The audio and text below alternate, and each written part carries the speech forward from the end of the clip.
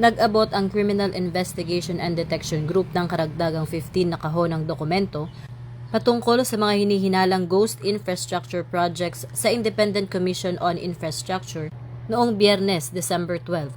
Dumating ang mga tauhan ng CIDG sa punong tanggapan ng ICI sa Taguig City bandang 10:30 a.m.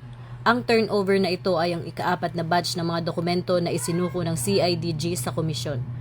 Bagaman hindi pa nagbigay ng detalye ang mga opisyal ng CIDG, napansin ng media na may markang Region 4B ng DPWH ang ilang mga kahon. Ang patuloy na paglipat ng mga dokumento mula sa CIDG patungo sa ICI ay nagpapakita ng puspusang investigasyon ng gobyerno hinggil sa mga di umano'y mga proyektong infrastruktura na binayaran ngunit hindi naman natapos o naisakatuparan. Ang mga naunang batch ng dokumento ay naglalaman ng mga file kaugnay ng 28 alleged ghost projects sa 7 rehiyon. Ang ICI na siyang inatasang magsagawa ng malalim na pagsusuri ay inaasahang gagamitin ang mga dokumentong ito upang matukoy ang mga opisyal at individual na sangkot sa pagwaldas ng pondo ng bayan sa pamamagitan ng mga proyektong lumilitaw lamang sa papeles. Ito ang bagong PNP para sa bagong Pilipinas, serbisyong mabilis, tapat at nararamdaman.